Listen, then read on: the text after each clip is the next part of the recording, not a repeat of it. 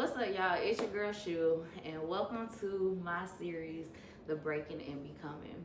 This is long overdue, but when God speaks and tells you to move, sometimes you have to use what you already have to go where He's trying to get you to go. And so, me as an entrepreneur, as a faith based woman, I'm really trying to do a better job of not just marketing my talents, but also telling my story. And I think it's important that it's not just my story that is heard, but people that are near and dear to me and who influence my journey as well. So, with that being said, I'm gonna bring out my first guest, my girl Kayla, aka Elegance. And the reason why she is my first guest is because we have been in very similar seasons of entrepreneurship, of womanhood, of following Christ, and all the things. So I just thought this was a perfect time for us to sit down and have candid conversation. Hey, Kayla girl. Hey, girl. Thank you so much for being my first guest on The Breaking and Becoming. The pressure. It's real. It's okay. She's gonna eat.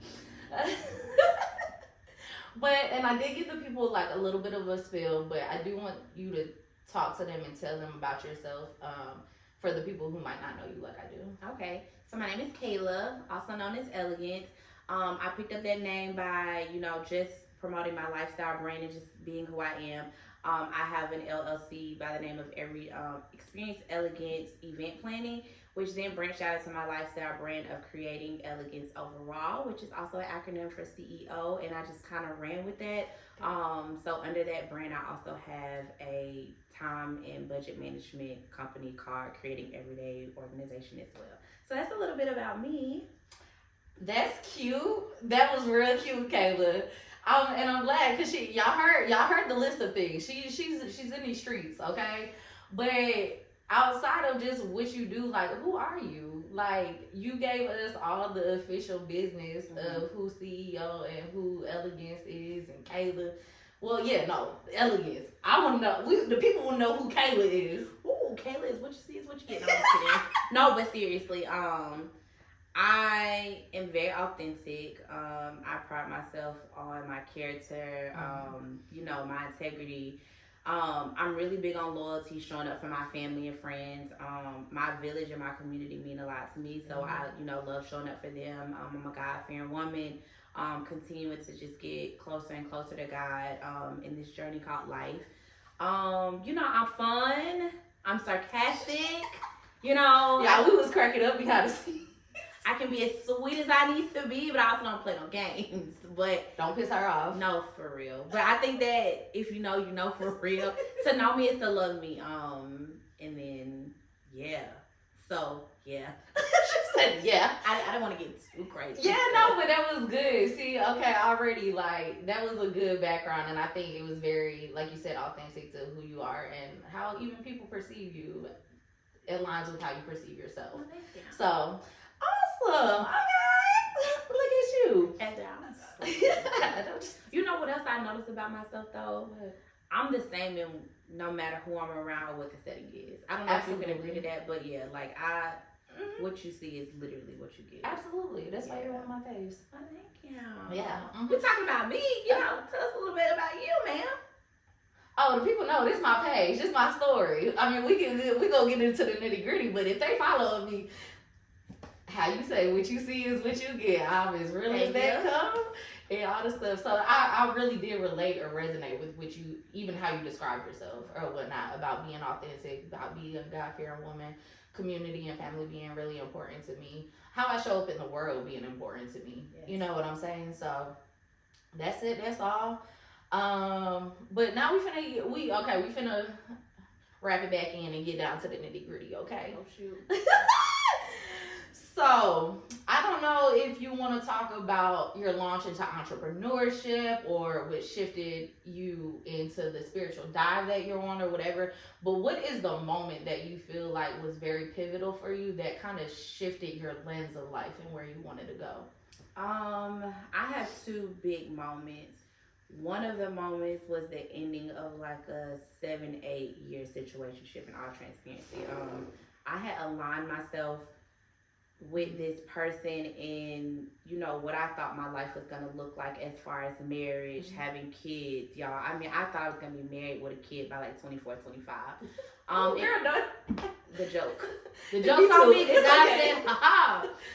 But I say all that to say that particular relationship broke me down, but also built me up as a woman. I think I was in my very, very early 20s. Yeah.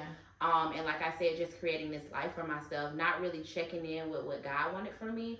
And so I think that as I outgrew that relationship, I just became more of who I was. And I think that the blessings just started, flowing more and more.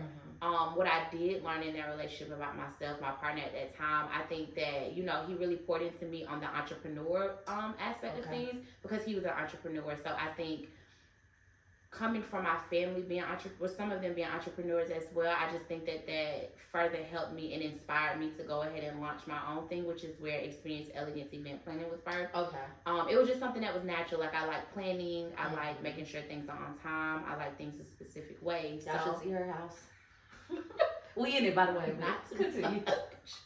But yeah, so I just kind of leaned into things that I already had a passion for and that was already a gift. Yeah.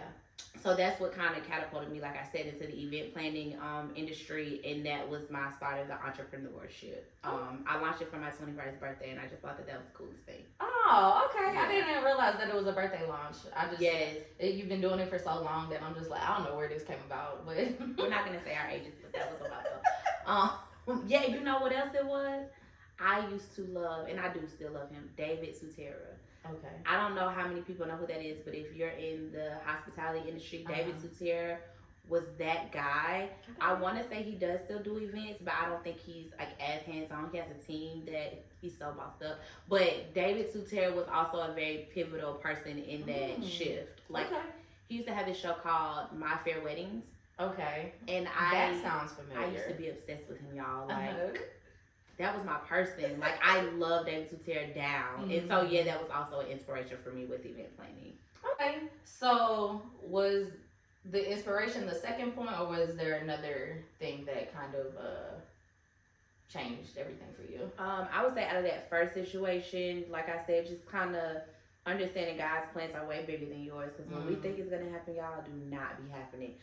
But was very just grateful for the gems that I did get out of that situation. Yeah. The second thing that really shook me up was I lost my job for a year and a half. So I lost my job. Yes, I lost my job. Totaled my dream car, which I had a Range Rover at the time, all in 3 months. And y'all, I didn't get another full-time job. I got laid off in January. I didn't get a full-time job until May of that following year. Oh, I did not know it was that long. Like, I didn't know that. Okay. Yeah. Tell me on, you don't look like what you've been through. Okay. If you watch my stories, I do. No, I'm just kidding. But yeah, so that moment, not having a car for 9 months, I didn't get a new car until that November. Not having a full-time job until that May. I really had to dig into my prayer bag, dig into my faith bag, dig into all the things. And one of the things that I will say pulled me out of it quicker was understanding that he got me out of that first situation. It came out bigger and better. I knew he was just going to do it again. It was just a matter of timing on what timing. So again, just being able to trust him and really, like you said, understanding that God is a source. You can do a million things trying to do it on your own. But until you lean on him, y'all, that test was a big testimony for me. In all honesty, yeah. I went through a good breakdown in those 2 events just for God to build me back up way stronger. That's what's up. I love that. And I love how, again, if you didn't speak on that, again, the majority of people really wouldn't know that. And I think that's literally why I like to do this or want to do this, is to examine people's circumstances, because everybody always be thinking, again, we live in that social media world, so the highlights and the good things and just how people perceive you is not the truth. And one thing I don't like about people, I have a love-hate thing, is that the people who know me through life, like you, you know how I used to be, what I used to, I've always been myself, but in references of what I'm talking about, this just happy-go-lucky, sweet as ever, very peaceful, very chill, go-getter or whatnot. But the people now, who meet me, and I love that like everybody still enjoys my energy and stuff like that. But they don't know how hard I had to work to maintain that. And to where you are now. They have no idea. They just see me and they be like, "Oh, girl, it just been cakes and rainbows for you." Girl, it's a daily fight. It's a daily fight. Speaking of, Heather, when did you meet me? I don't know. Middle school, high school. Yeah, it was middle school, 8th grade. 8th grade. Yes. Oh, okay. Yeah, I came from Fulton County to Henry County. God. When I say culture shock. Culture shock. Oh yeah. That makes sense. Yeah, I've been knowing her y'all since 8th grade. That's so crazy. How would you say, since you've known me? Oh, the cafeteria lunch table comes to mind. Oh gosh. Was I fighting and trying to fight? Yeah. Oh, okay. Yeah. Yeah, actually. She said actually it was. That's crazy. And you know the thing is, or what I do love about, again, all the things, because honestly, besides you, you know, my best friends, maybe like 2-3 other people, I really don't talk to people from high school like that. Like, I associate with a lot of people, but I feel like, you know, me and you got cooler as we got older. Yes, versus, definitely, you know, definitely. There was never no problems or stuff like that, but it was just kind of like a, what's up? Yeah, You cheer, I play ball. Like, oh my God, yes. Yeah, you know, so. I cheered for her. Yeah, you probably did one of my scrapbooks too. I possibly did. Now that I'm thinking about it, sorry, right. Back down But what would you say? Dang, this is hard to ask. Not hard to ask, but what are you proud of, or what resonate or like stands out about where I am now versus, I guess, like who I was?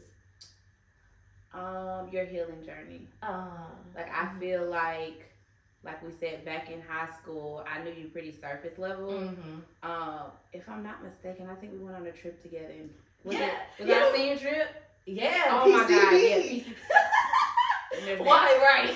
Well, I forgot all about that. But yeah, I knew her surface level, and I think, like she said, as we've gotten older, just understanding who she is as a woman and what she transitioned from as a child.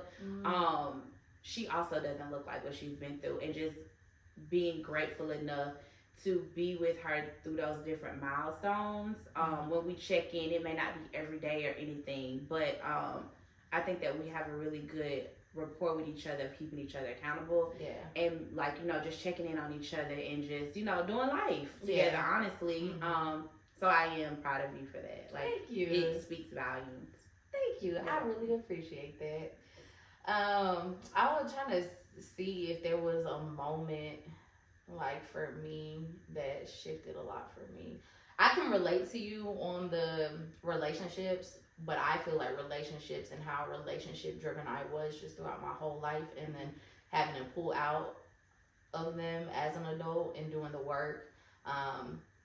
But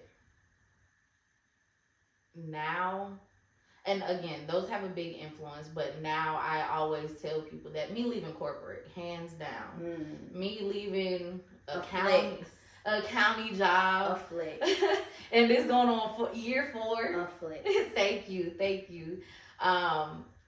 That changed me, and it changed me. I tell people all the time, like, entrepreneurship is literally the biggest self-development journey you'll have to go on, because everything is on you, and you realize the healing that you don't do, how it shows up in your habits of your business.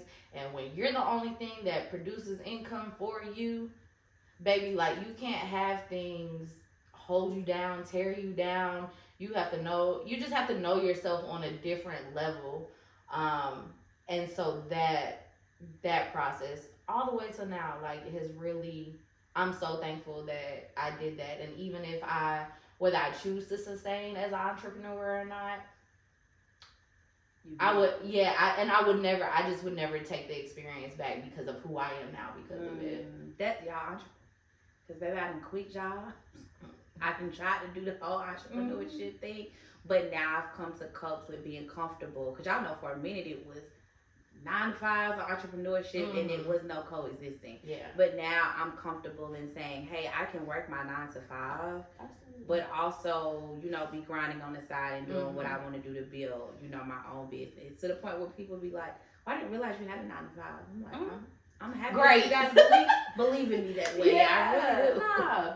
And one, it's not for everybody, and two, it's different seasons for it, and three, so like I don't ever be knocking people when they do have a 9 to 5, because I truly do understand, especially, yeah, because I've been down to the last about a lot of things, and I have to do 500 million things sometimes. Okay. Just make sure things get handled.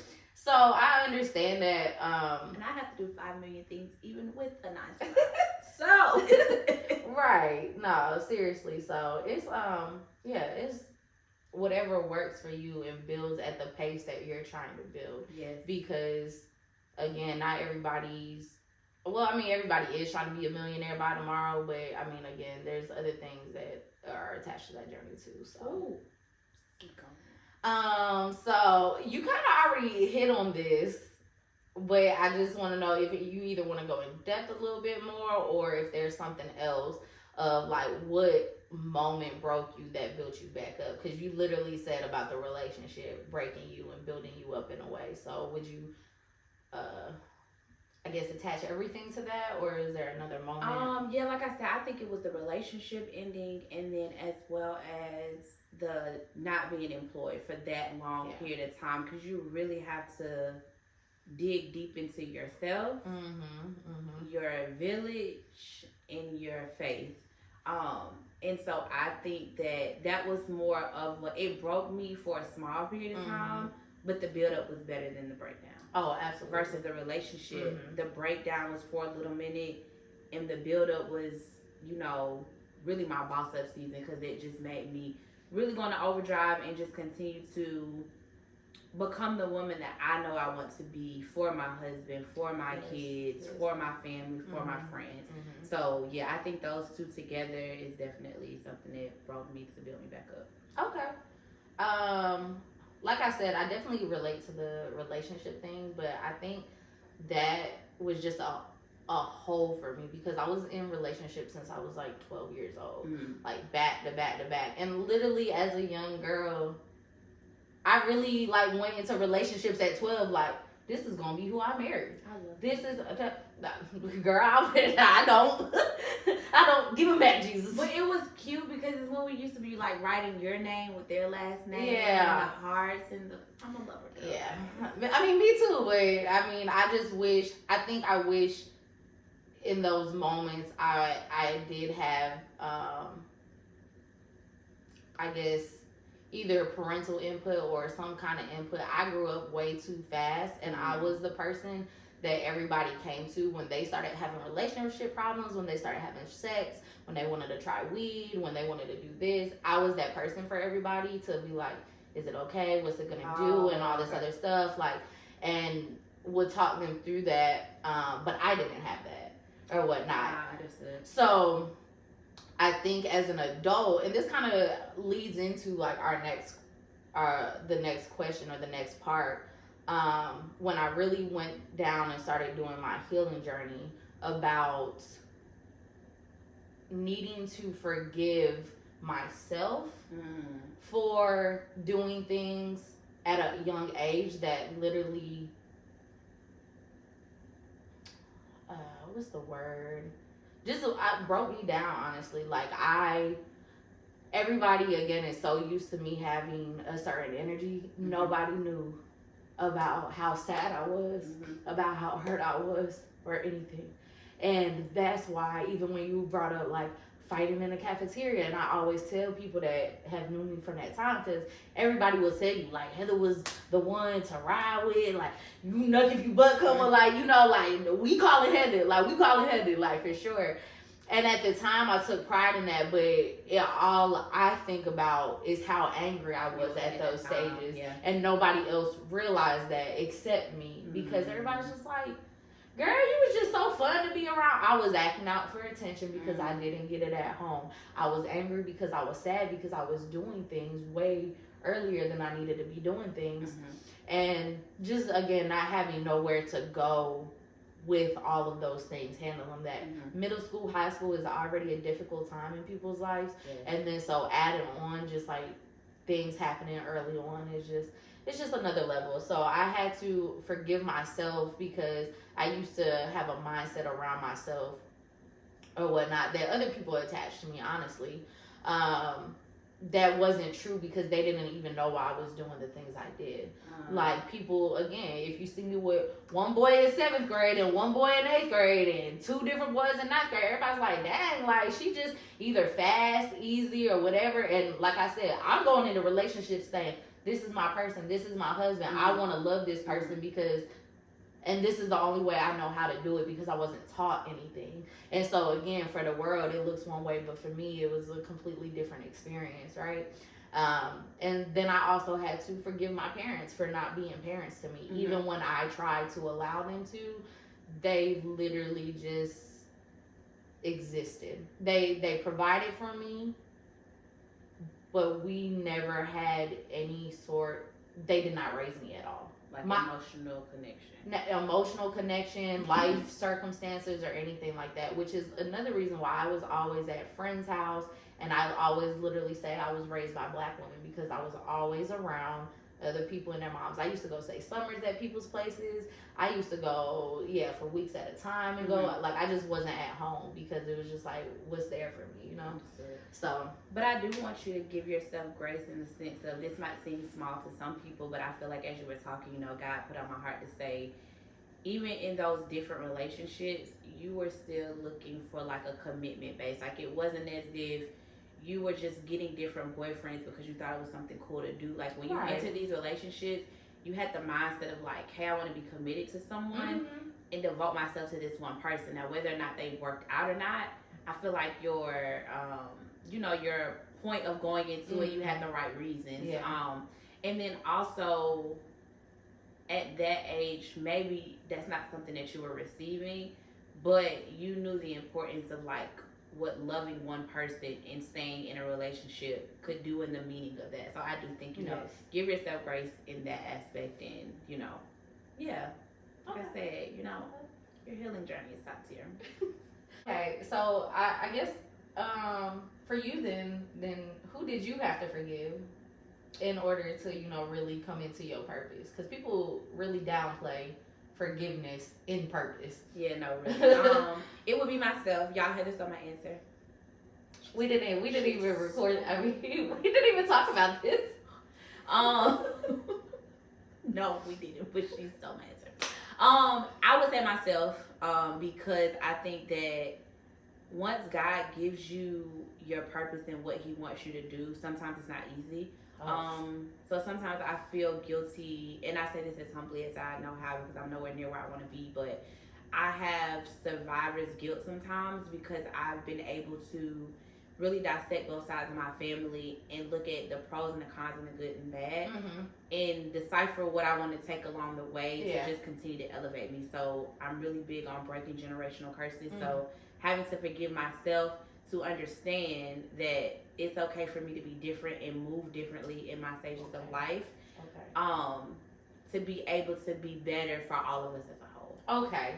Because I was just like, I was tracking, but I was like, but where did you need to forgive yourself for that? Because there's nothing wrong with wanting better and doing better and humbly stating or seeing that you're doing better.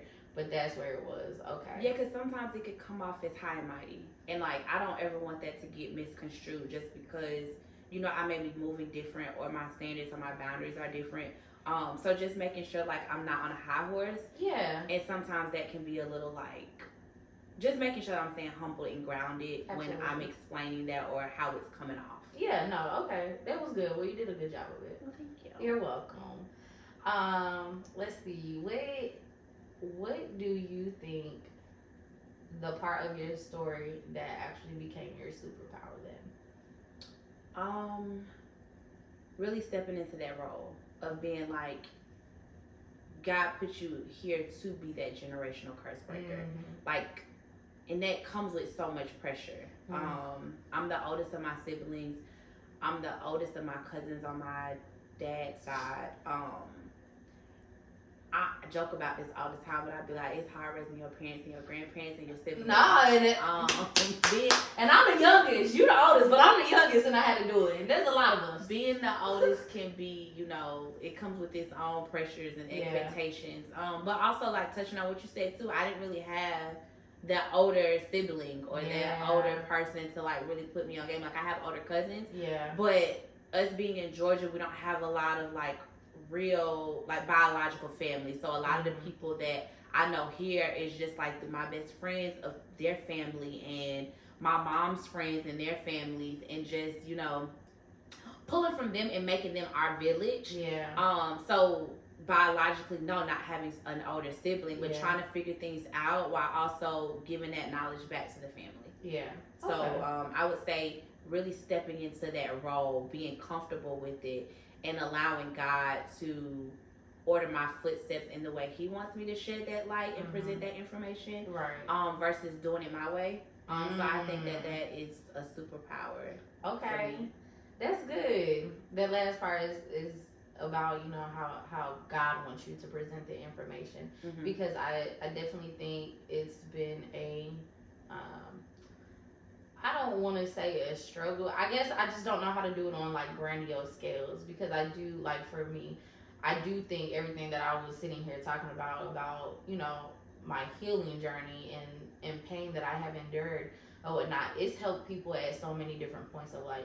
Like I said, when they were younger to now. I was just kicking it with my homegirl, talking, like, we was having a conversation about something, and it was supposed to be about me, and just how I was responding to the conversation, she's like, girl, like, you are healing me through, like, how you responded, because I would be somewhere, like, she was anxious about something, I felt it, and it really should have been me that was anxious about it, and I was just like, oh, well, that's just good. No, you do a good job at that. Oh, thank you. I'll be like, Heather, how am I gonna do? You just Kayla, just calm down. It's gonna be okay. No need to really sweat. I just be like, okay. Me sweating it. Yeah, so the delivery is a big part, but I don't know where I was going with that. I just think that my pain, I know, and that I think that was a hard truth for me to accept in life, is that knowing that everything you go through truly does work together for your good. Yes. And so, but hard accepting that the pain, well, not even accepting, it's still at different parts of my life broke me down, like the pain that I went through. It really did take a long time. And if I think about things in a certain light, or when I'm exposed to something new, and it's overwhelming to me because of lack from childhood, I still get very emotional about it, so trying to honor that space, but knowing that I wouldn't be the loved or the personality or the healer or the things that I am without that stuff.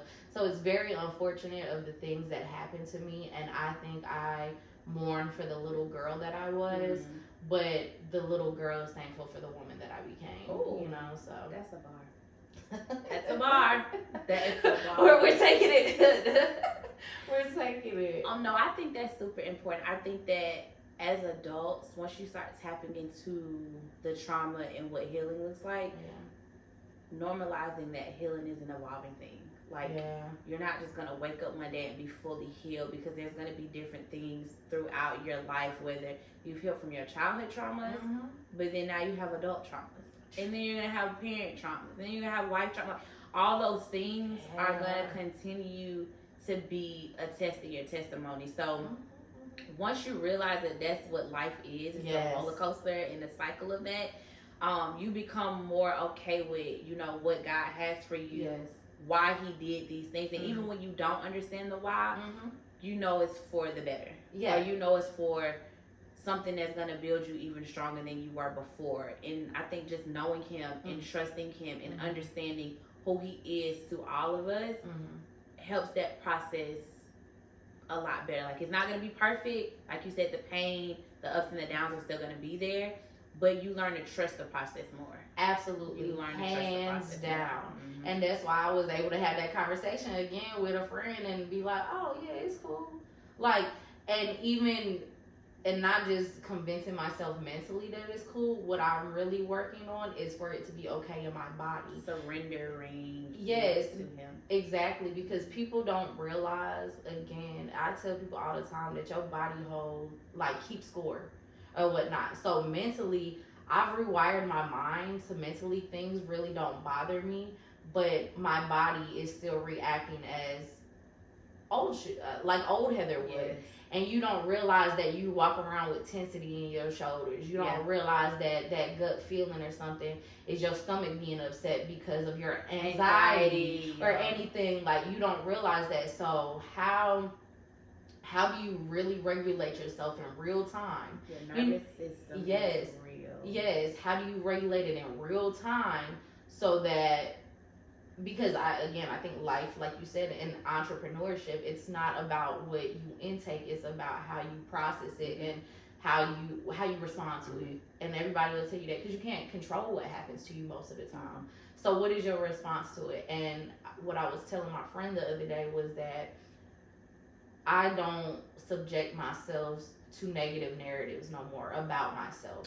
So how I look at situations, even if there's negativity in there, because of God and because he's my source and because I do know the truth that all things do work together for my good and all these things, and like really walking by that, I was just like, oh, okay, well, that's unfortunate, but this was the good out of the situation and this was that. So how I'm going to process this is step into my truth, because there's your truth, there's perceived truth, there's my truth, and there's God's truth. Yes. So I said I will form this narrative around that supports me and where I am at in life and lean on God's truth. And that's why I can have peace in the moment, because I'm just like, oh, okay, cool. Yeah, no, that's real. Yeah. So once you can master peace, it's cheat code unlocked on, like, for real. Don't play with it. Don't play once with it. you Don't master play that with peace, it. you'll be walking around la la la la. Somebody might be almost punch you in your face la la la. Like, because like you really at that point you're tapped into what you're gonna give your energy to and what you're not. And once you master that, baby, prayers to whoever.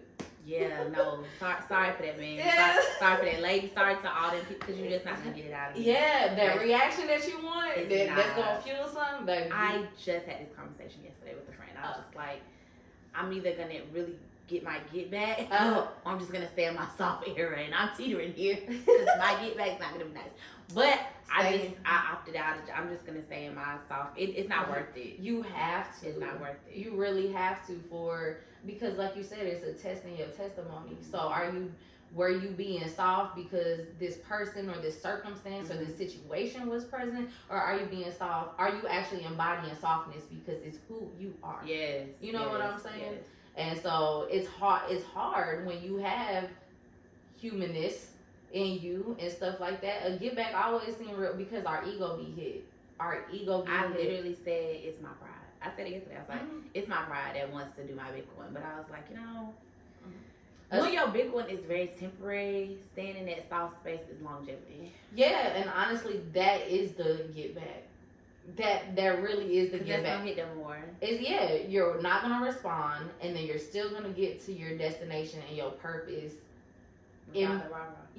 Without it, like, stay in more alignment, and God's gonna honor that more than you backtracking just to get back. Like, so that's the one. That's the one. You said something about just like staying and being yourself. I also think that's a superpower too, though.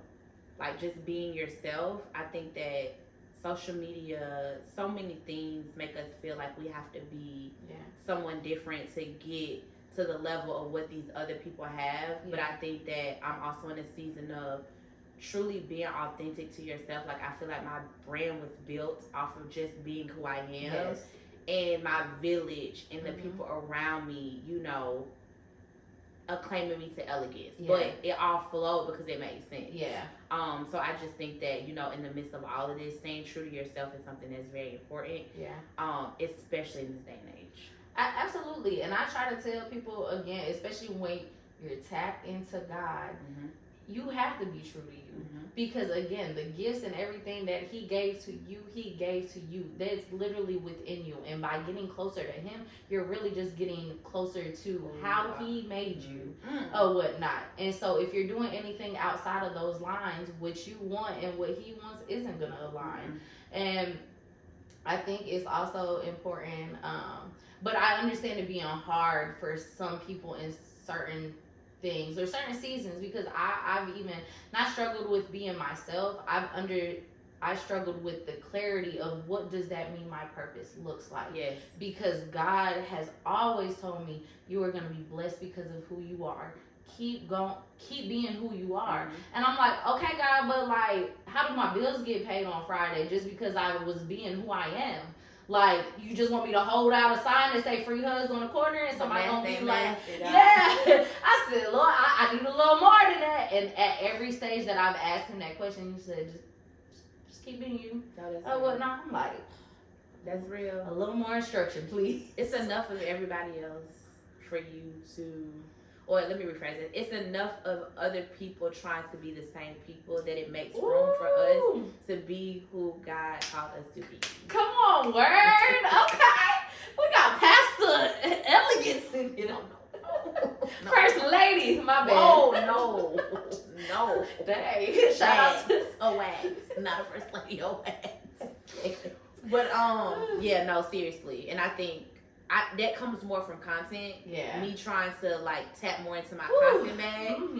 Really being like, when it's ideas that I'm just thinking of at the house, like this is just who I am. Like let me film that instead of trying to hop on the trends or trying to recreate what's already been done. So that's also what I mean by like just staying true to myself. Absolutely. And that's a whole, honestly, the content era is a whole nother breakdown. Man. A whole nother breakdown. Cause I'd be okay if social media just died off. Like if it just we woke up tomorrow, I'm sorry y'all, we woke up tomorrow on social media, I would be okay. Like it might take a few minutes, but they're losing their minds online at this point. No, I agree, and everybody's opinions don't deserve to be heard. Everyone's face doesn't deserve to be seen. Oh my, I'm sick of it. The blind leading the blind. The blind leading it's Helen Keller at this point, but anyways. It pisses me off. That's a whole nother rabbit hole anyway. Okay. We gonna tie it back in or bring it back as we wind down to so all of the things and everything that we have talked about. What is the main impact you are trying to build by living out your purpose just by living out your purpose? As I mentioned before, breaking those generational curses is something that's super important to me because I want to be like the new blueprint of like how my family continues from now on and then what that looks like for our lineage after us. So for my nieces, for my nephews, for, my kids, my grandchildren, what that looks like. Being able to tie that back into my brand with creating everyday organization because I feel like a lot of those things come with discipline. A lot of those things come with making better financial, decisions, being able to manage your money, managing your time, I think are things that break those generational curses outside of trauma and healing. Okay. I see where you're going. No, but I really do think those are big stepping stones that a lot of us, how many of us feel like if we had the knowledge that we had from our parents when we were kids, so many things would have been different. Like we probably would have been homeowners in our early 20s versus our late 20s, early 30s. Some people ain't even homeowners, so shout out to them. No, seriously. And it's because of the different circumstances and the things that people prioritize. Like having a savings isn't that important because it's like, no, YOLO, you only live once. Saying you have these goals set, but you running from 6 a.m. to 6 p.m., have kids, have a husband, but you don't know where those extra 30 minutes or an hour are going. That could be going to you either praying for clarity and vision. Yeah. It could go to, you taking that step back to just, meditate to get the vision and make it plain.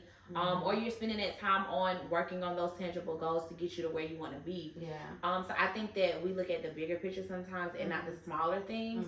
And so from carrying that out to me practicing those things myself, sharing that with my family and friends, and then sharing it on a bigger platform with creating everyday organization. Okay.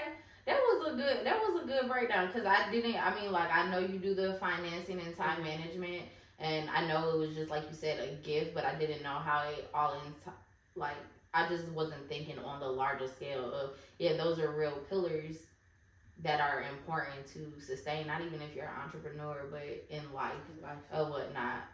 So yeah, and not everybody's taught them habits, and I don't even know why I didn't think about that, girl. Kayla made my schedule. Yes, I did. I don't follow it, I was but like, Kayla made. I'm not sure how closely she's following it, but I did my part. She did, and I followed up. Right? No, she did, but that was the thing. It's also sometimes, even if I don't, because I'm not a stickler in anything, because I let You a let lot it of flow. to a certain extent, right? But I need to see things visually, so it was still helpful for me to know that, hey, you can time block this hour to do one of these 10 things that are on this list. No, seriously. You know what I'm saying? Like, and somebody who with ADHD and 5 million different things and always support, like, it's just important to know. Time blocking helps so much, because yeah, there's a lot of things that you overthink, but if you just be like, folding laundry is one of them for me. If you set a timer on your phone for 5 minutes, even if you're like, I'm only folding clothes for 5 minutes, I'm gonna just fold however many you do. After you start doing it, you gonna get enough done in 5 minutes. You're like, I'm gonna just finish the rest. But if I didn't time block, I would just be looking at that pile. I'd be like, I'll do it later. But it all goes back to structure and discipline, and that's in every aspect of life. Like, structure and discipline is going to take you so much further. Absolutely. And that's what separates like us from the millionaires, to be honest. They had structure and they had discipline. Them from the millionaires, we millionaires. Amen. 1%ers over here. Thank you. Yeah, I don't speak of, I don't speak of nothing less. We're coming into our millionaireship. Yes, absolutely.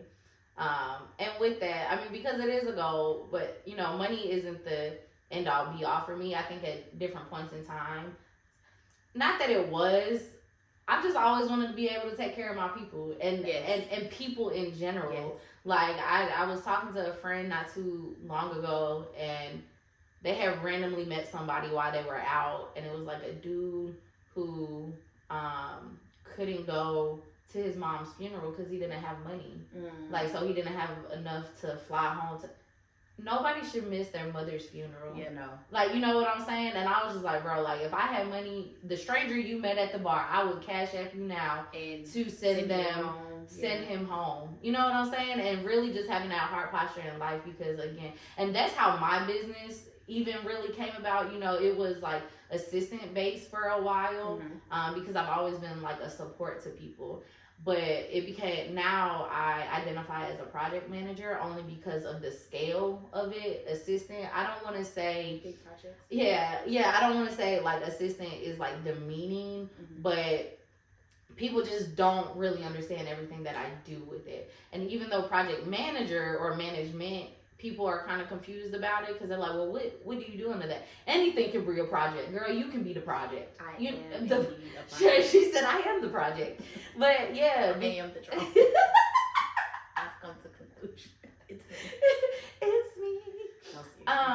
So yeah. So managing or going back to that is still, even though I have a bigger girl title in there, the root of it is to help serve people in whatever capacity they need, to show up for people, because I've always needed me how people show up. And so I became that person for other people, the same person that I needed or whatnot, because it's always nice to have a cheerleader on your team. Yes. Again, you Diamond, a whole slew of people always talk about how like my presence and things are like very calming and helps redirect energy. So I'm very grateful for like those things. And people, again, I don't think realize how valuable it is until they're in the moment of being like, because again, you can do so many things independently or whatnot. And that's how I got into event management even and stuff like that, because you trying to be the head and host and make all this other stuff happen, and you in 22 different places at once. And so people are like, well, what's the purpose of a day of coordinator or whatever? You don't know until you know. Yeah, exactly. And unless, do you actually, and I always ask people, do you want to be at the event or do you want to run the event? Because if you just want to be at the event and you actually want to interact with people and like, this is for me and this is for my fellowship or my interaction or my brand, then you need to be in the field. You can't be worrying about what's happening behind the scenes because something's going wrong and burning on the back end. Something is going. I will never. Y'all, I had an event. It wasn't my event, but I was a day of coordinator for someone. The bathroom started overflowing in the midst of the event. I could have died. Yeah. I immediately had to go into like survivor mode. Yeah. No one knew, thankfully.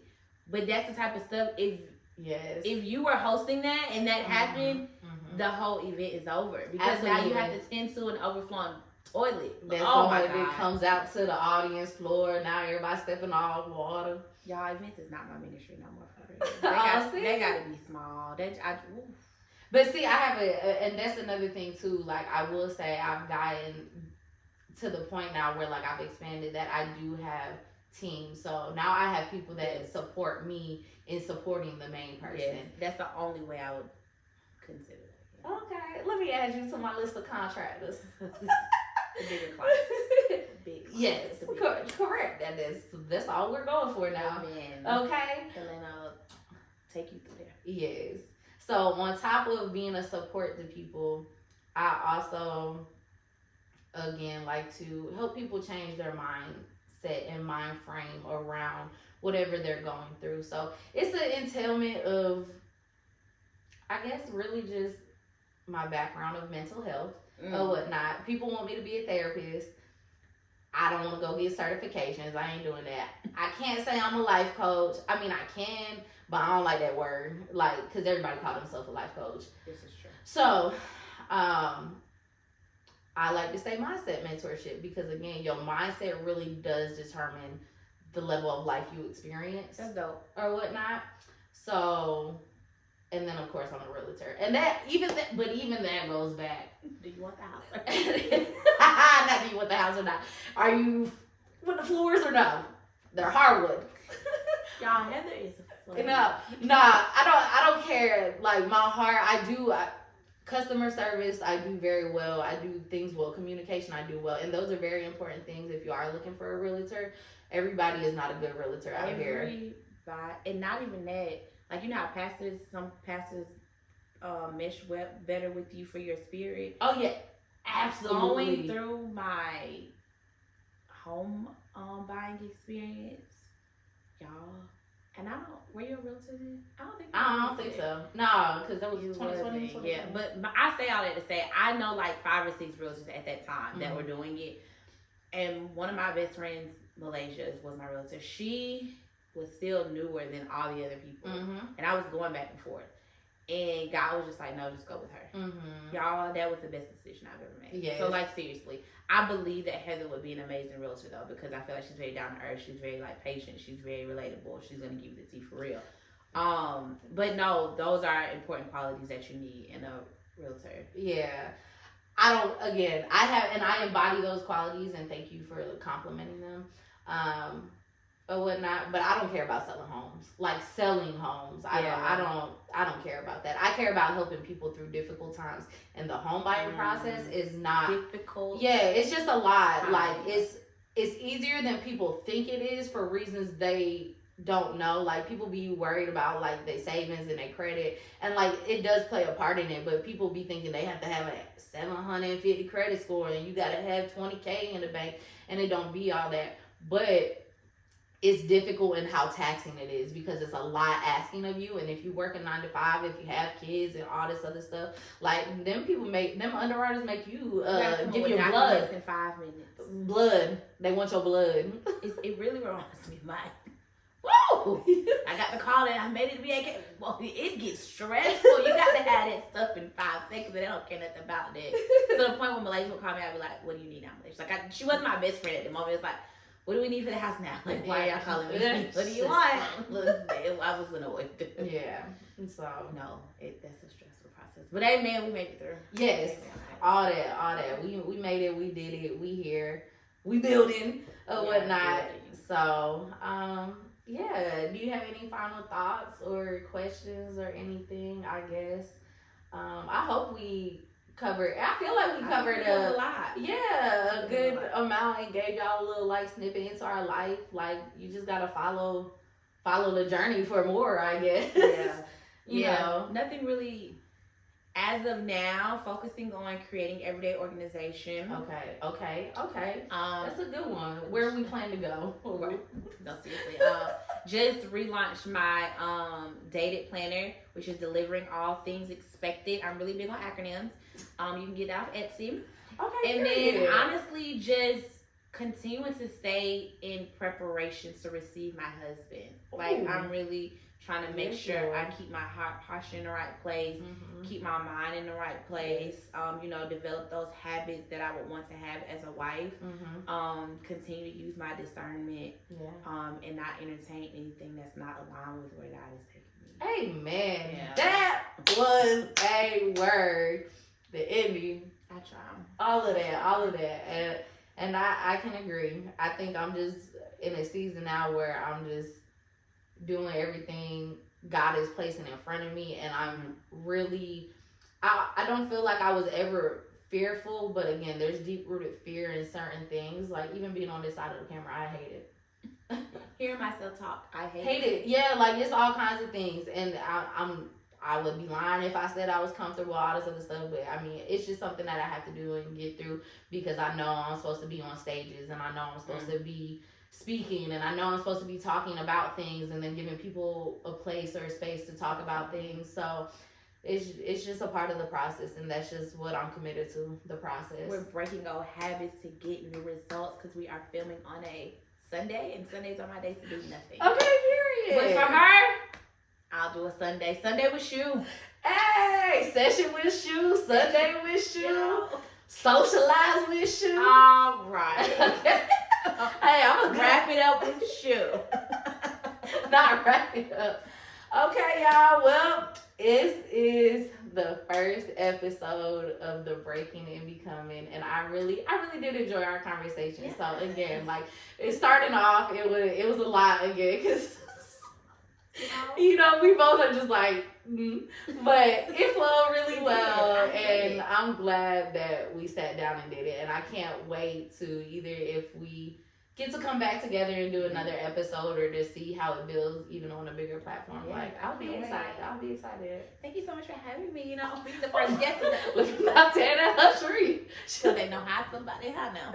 But no, being your first guest is a pleasure and an honor. Like I appreciate you, trusting in me. Let's take this video to 100,000 views. Drop fires in the chat. Okay. Comment in the chat. Comment. We out. I hope it's still recording. Okay, it is.